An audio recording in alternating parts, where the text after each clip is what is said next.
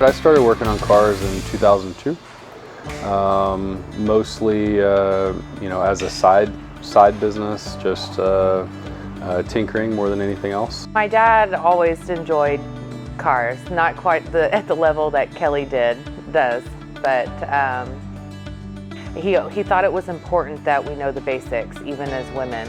So he taught me how to check my oil, and the biggest thing he taught me was how to change a tire. I've been with Kelly's for a while. Before he actually started Kelly's Automotive, it was Mod Squad Motorsports, working out of his own personal garage. When Kelly started working out of the home, he needed some extra help. There was too much work, so he called Mark, and Mark came too.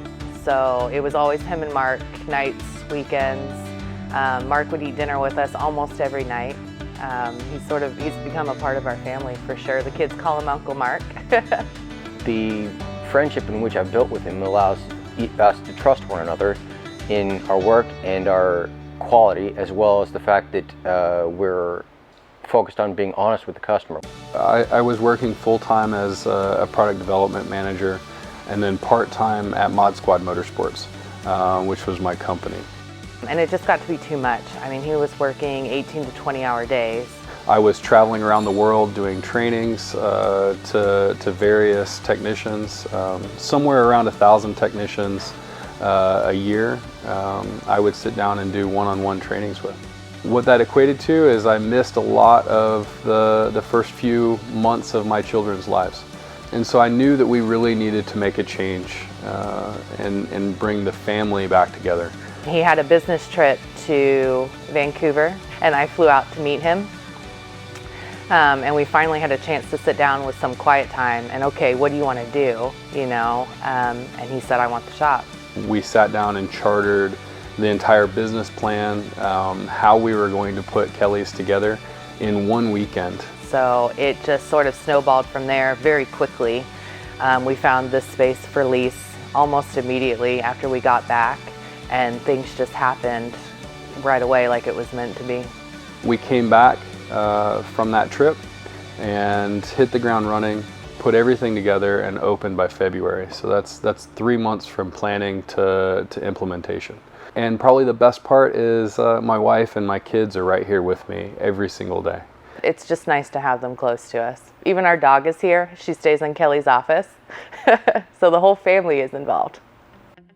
At Kelly's, one of the things that I always do when we're doing a big repair on a car or quoting a big repair is I check with the OE manufacturers to make sure that there aren't any TSBs or technical service bulletins. So for this customer, Kelly found a technical service bulletin about the specific issue they were having. And rather than us just fix it and make them spend that additional money, we worked it out with BMW that they fixed the problem under warranty. We then took the initiative to set it up with the manufacturer, take the vehicle down to the manufacturer, in which the manufacturer then went through the engine to replace all the necessary parts that led to the oil leaks. Often with these big repairs, they'll end up covering 100% or 90% of the repair. Typically we run about a $17,000 repair. Now that does take money out of my shop, but in the end my customers are better for it. It meant a lot to them. I mean, as a young family, extra money like that is sort of hard to come by. Whether it be that case or other cases that we find that is a large repair, we check the technical service bulletins to see if it's something that can be covered by the manufacturer, to be honest with the customer and saving them the money by actually having the manufacturer take care of it because it's still under warranty. And that's what we mean when we say custom tailored repair for every vehicle. I mean, every situation's different.